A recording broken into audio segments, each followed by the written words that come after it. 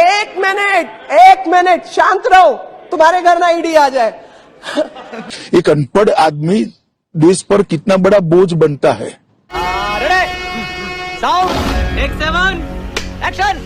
मैं हिंदू धर्म का और दलित समाज का दोनों का त्याग करूंगा और संपूर्ण ओनली कॉमरेड बन जाऊंगा। कॉमरेड बन जाएंगे? हाँ, पूरा कॉमरेड बन जाऊंगा। नास्तिक हो जाएंगे? हाँ, नास्तिक हो जाऊंगा। This is India's moment. 2015 में यहाँ स्थिति बदली। यहाँ एक ऐसे दल की सरकार आई जिसका मकसद, मुझे कोई झिझक नहीं है कहने में, जिसका मकसद सेवा करना है ही नहीं, झगड़ा करना। मुझे क्रेडिट नहीं चाहिए। अभी माननीय गृह मंत्री जी ने बिल को पेश करते हुए कहा कि दिल्ली की सरकार 2015 में ऐसी बन गई कि जो भ्रष्टाचार के मामले में जिसका काम ही नहीं है सेवा करना। अरे सेवा दिल्ली की सरकार जनता की सेवा कर रही है कि नहीं कर रही है, यह फैसला तो करने का अधिकार दिल्ली की जनता को। बात तो सही है। चुनाव तो आप भी लड़ते हैं दिल्ली में, लेकिन आप 3 सीट पर सिमट जाते हैं। आपने दिल्ली के एमसीडी को सारे लोगों को मिला के एक एमसीडी किया, क्या हुआ असर आपका? दिल्ली के एमसीडी के चुनाव में भी आप हार गए, फिर भी आप बोलने में बात नहीं आ रहा है। सब चंगासी। एमपी के सिंगरौली में बीजेपी विधायक के बेटे की दबंगई सामने आई है। सिंगरौली से बीजेपी विधायक रामलल्लू वैश्य के बेटे विवेकानंद वैश्य पर एक आदिवासी युवक को गोली मारने का आरोप लगा है। कौन है ये लोग? कहां से आते हैं? गोली लगने से घायल युवक को अस्पताल में भर्ती करवाया गया है। पीड़ित की शिकायत पर पुलिस ने एफआईआर भी दर्ज कर ली है और आरोपी की तलाश में जुट गई है। बात तो सही है। ये क्या है? ये सैंडविच है। इस सैंडविच के अंदर मैंने सिर्फ खीरा डाला हुआ है। तू चुप ना रे।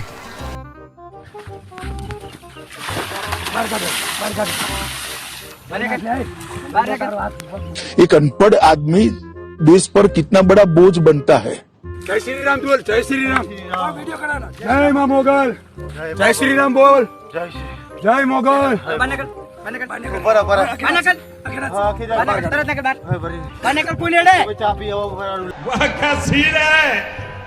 इसलिए हमने साधारण बच्चों और बीजेपी के नेताओं के बच्चों में फर्क किया है। अभी मजा आएगा ना भिड़ो। ये सभी बीजेपी के बड़े नेताओं के बेटे हैं, बेटियां हैं।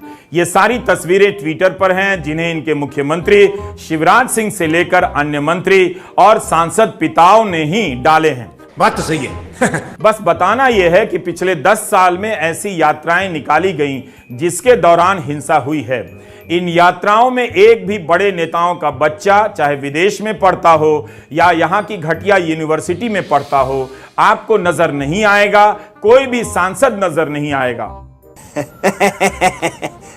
बात यह है कि बड़े नेताओं के बच्चे अमेरिका पढ़ने चले जाते हैं और साधारण घरों के बच्चे धर्म के नाम पर गुंडा बनाकर सड़क पर उतारे जा रहे हैं। एक तरह से यह पूरा मामला इन गरीब घरों के बच्चों को आउटसोर्स कर दिया गया है।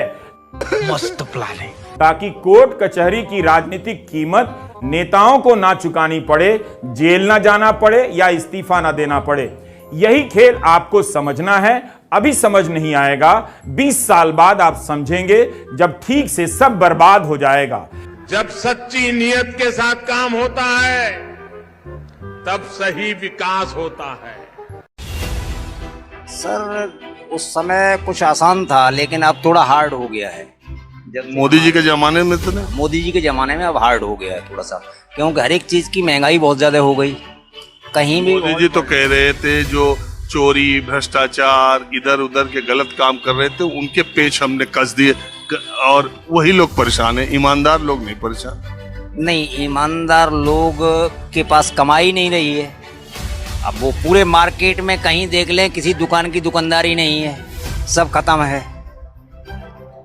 अब आप मानिएगा, 1 महीने में हर महीने जीएसटी देना है, कहाँ से देंगे?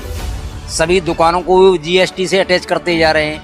खाने पीने की चीज़ों पे कहीं भी वर्ल्ड में कहीं टैक्स नहीं लगता है, इन्होंने 5% टैक्स उस पर भी लगा दिया। 150 करोड़ जनसंख्या, अगर 5% रोज 100 के हिसाब से अगर खर्चा करता है आदमी, तो 750 करोड़ रुपया सरकार को टैक्स चला जाता है। पूरे महीने का जोड़ लीजिएगा कितना हो जाता है। तब 410 का सिलेंडर था और सब्सिडी भी आती थी। अब पता लगा कि 1150 का सिलेंडर है और सब्सिडी भी गई। कुछ है?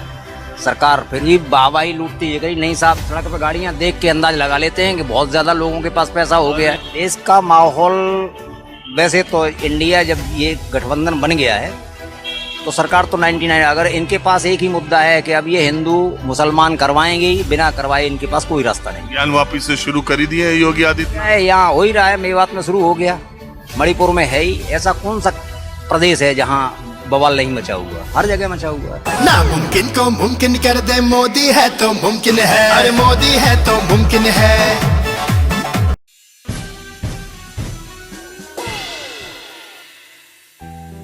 ये मेरा भारत है, इस देश के लोग मेरे अपने हैं, मैं उन्हें छोड़ नहीं सकता, उन्हें मेरी जरूरत है। जब नफरतों के बाजार सजे हों, जब लोगों को डराया जा रहा हो, जब अन्याय अपनी इंतहा पर हो,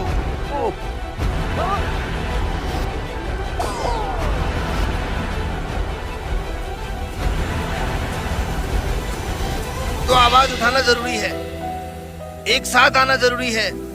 यही इंसानियत का तकाजा है। दिलों में नेक नियत हो, एक देशभक्ति का जज्बा हो, बात हो तो इंसाफ की बात हो, बात हो अच्छाई की बात हो। हम बढ़ते जाएंगे, अन्याय के विरुद्ध लड़ते जाएंगे, क्योंकि यूं ही नहीं माटी का कर्ज उतर जाता, यूं ही नहीं इंडिया बन जाता। जुड़ेगा भारत, जीतेगा इंडिया।